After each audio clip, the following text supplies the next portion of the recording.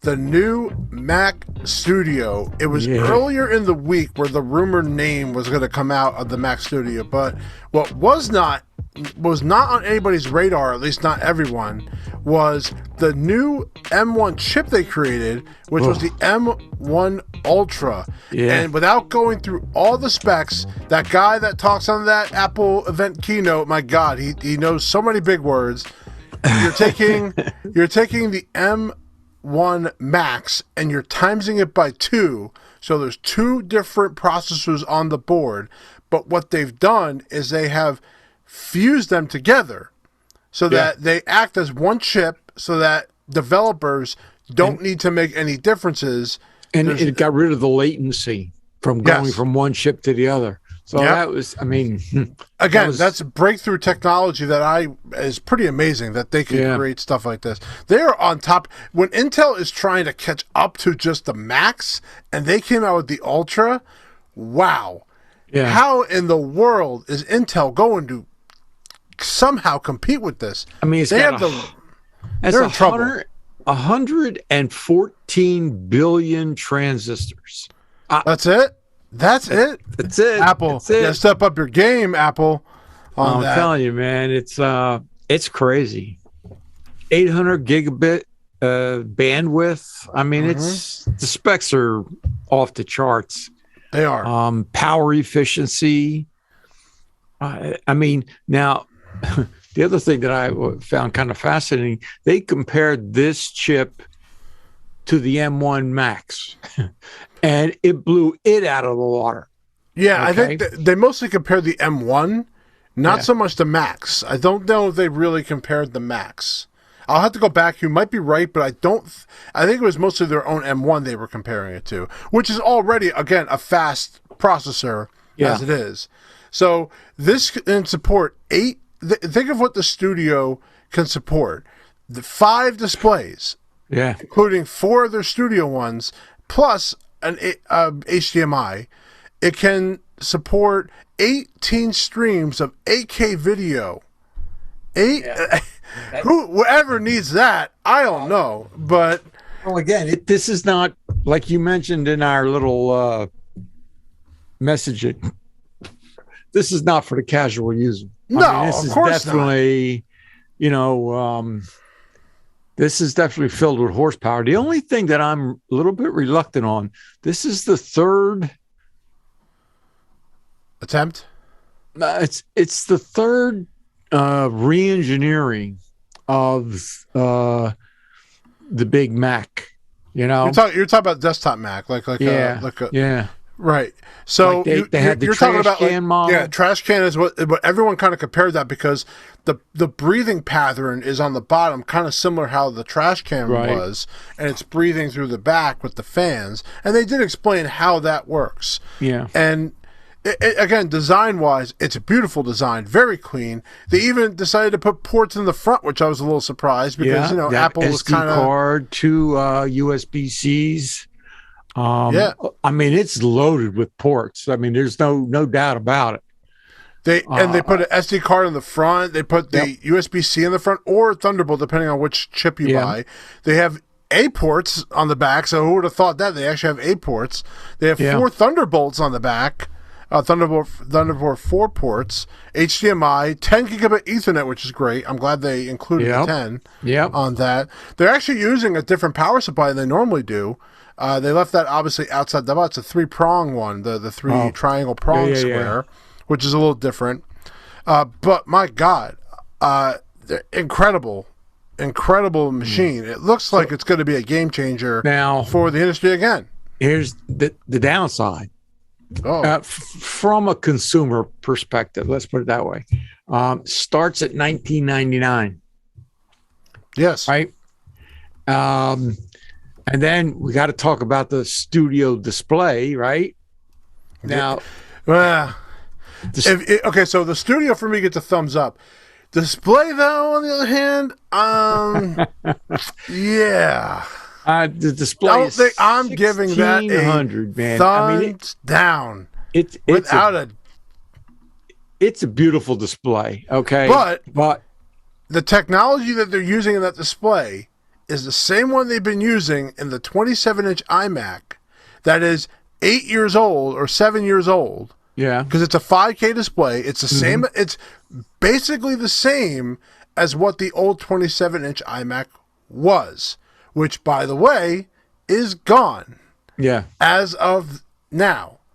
Yeah. So they have decided, and they made it very clear to move away. Now, this is what I was going to bring it up to you.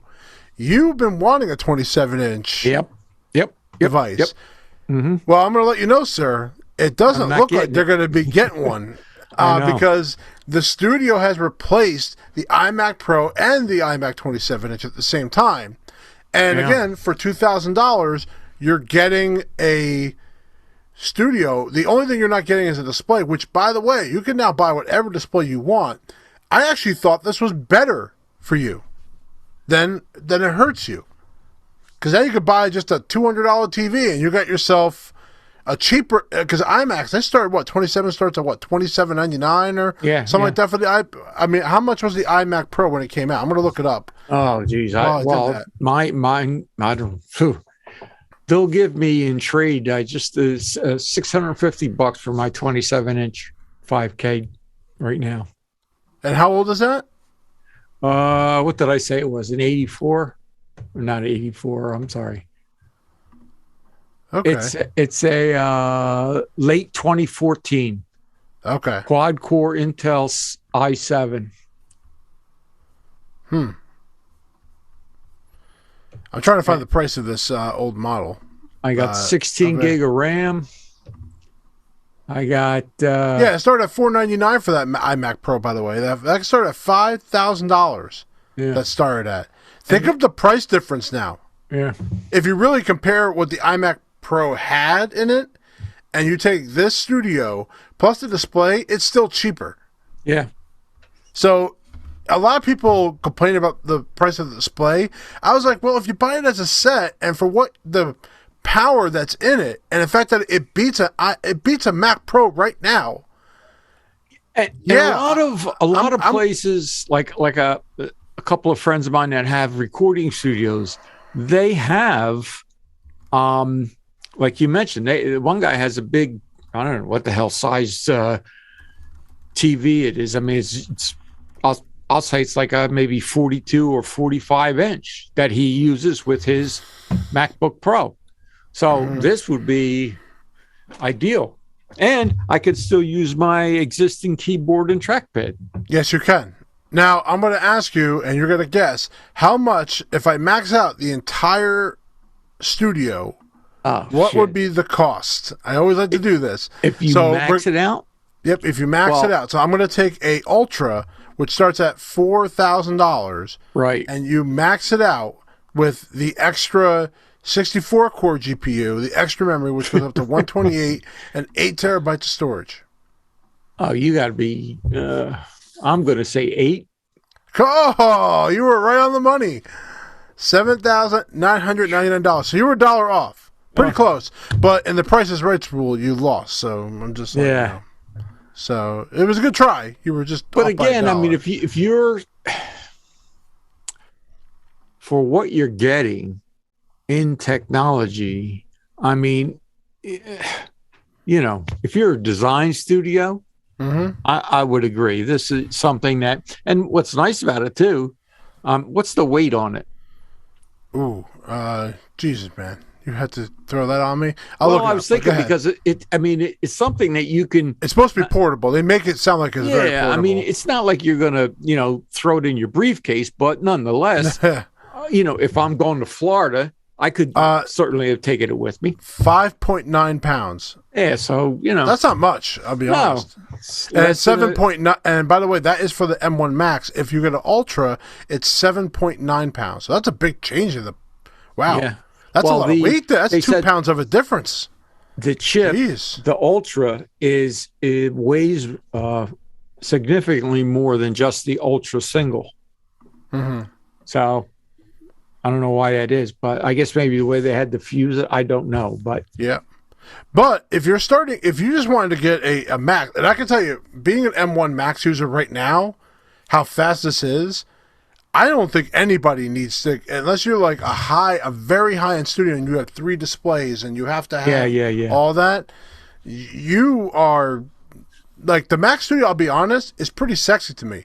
Like I'm at the point where I would like to work off my external drive and be able to work with my laptop and studio. Yeah. But I put too much money into this laptop. Now, I don't have any plans on doing that. See, the thing is, though, it's a shame they don't have a way where you could plug your 27-inch into this and use it as use your 27-inch iMac as a monitor.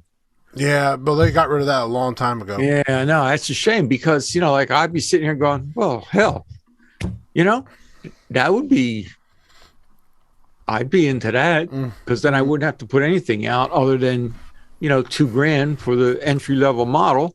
Right. By the way, for those who are curious, AppleCare Plus for this Mac is $169. So very fair. That's nothing. Yeah, that's very fair. That's $60 a year, guys. I mean, that's nothing.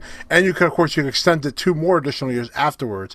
The keyboard and touch ID is $199, which is a little crazy for a keyboard. Yeah. But the touch ID feature is what you want it for. And then the Magic Mouse, which no one should buy an Apple Magic Mouse anymore. Until they get the capability, I'd rather you buy a touchpad. Just buy that instead. But buying, because at least you can work with the touchpad in case like the wireless doesn't work for any reason. At least you can work with it. You can't even do that with the Magic Mouse. Yeah, what a crock of crap that is, right? I mean, you really put a thought in my head here now. Oh, I did. Yeah. Oh my God. Oh, because I love when I put thoughts in your head. In this, I'm putting together this music studio, and I was going to get a TV to use in conjunction with that. Now I'm thinking, well, shit, you know what? I can get a $300 or $500 TV with several HDMI ports. Yep. And plug one in for the cameras in the studio, and I could for $2,000 get this. Yeah. Yeah, honestly, what's the basic configuration since you have it pulled up? Yeah, so the basic configuration for this model is, oh God, I had it up and now you just. So the base model is a 32 gig memory, 512 SSD storage. It's a 10-core CPU with a 24-core GPU, 16-core neural engine, and that's the 2000. And then I'm assuming you're going to go up in storage size. Well, I don't know that I'd have to because I got the 2 terabyte. I mean, you could add more processor. There is more options to add more cores if you want to do that. And of course, you could add $400 for extra memory, which is like 64 gig.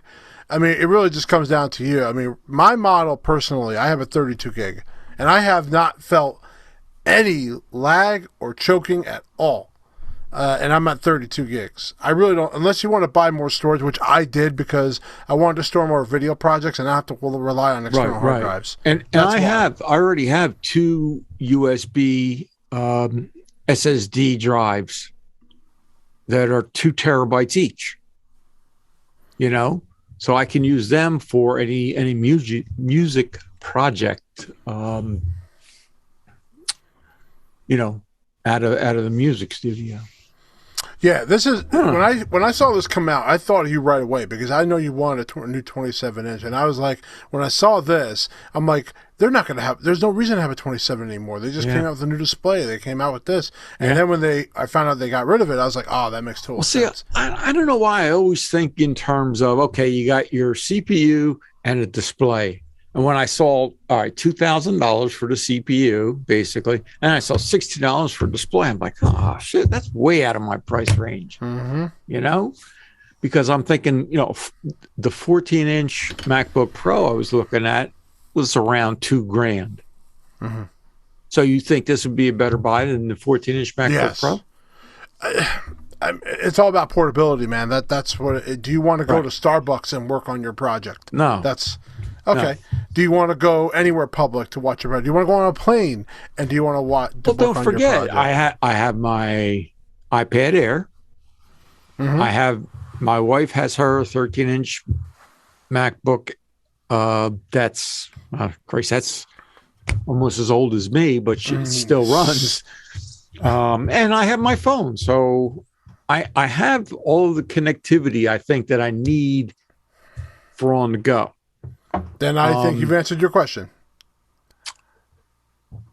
And by the way, a little side note: they did show a new version of the iMovie app on the iPad. Yes, There was a little tease of that, which I was a little interested in. I was like, "Whoa, they're coming out with something new," and they didn't really say much about it. But apparently, they're going to have something called Magic Movie. It lets you instantly create style edited videos with titles, transitions. So they're going to kind of do all the work for you. Just kind of throw clips in there. I think and then the storyboard is going to be kind of cool too, where they have the storyboard feature. Yeah, well, they had that before, the storyboard. Yeah, they don't call it the same thing as it was. It was just like trailers. Yeah, that's what originally it was. It doesn't look like the trailers are sticking around. So I think they're just changing it around. I think maybe they're doing. Oh no, they're still keeping the trailer. I'm lying. I'm completely lying. They're keeping the trailers. Give you something that you can do a quick TikTok thing with and load it up. That gives a little bit more pizzazz, you know. Yep, I'm definitely going to try it. I will definitely try it in iMovie. I'm excited for those changes to it. But that's the Apple event keynote. I think the surprise of the Ultra to me was a big deal. No, I will not be buying an Ultra. I don't think I need an Ultra. I don't think any of us talking right now need an Ultra. Frank definitely doesn't need one. No. But for $2,000, they could have been cheap and put a Pro in there. No, they went with the Max. And I think it's 100% worth it. I think the value, and again, I'm comparing a $5,000 iMac that was there before. Yep. And this beats it. Yeah. And I even think the Max beats it, or will likely come close to it. You know, but for $4,000, you're getting the Ultra.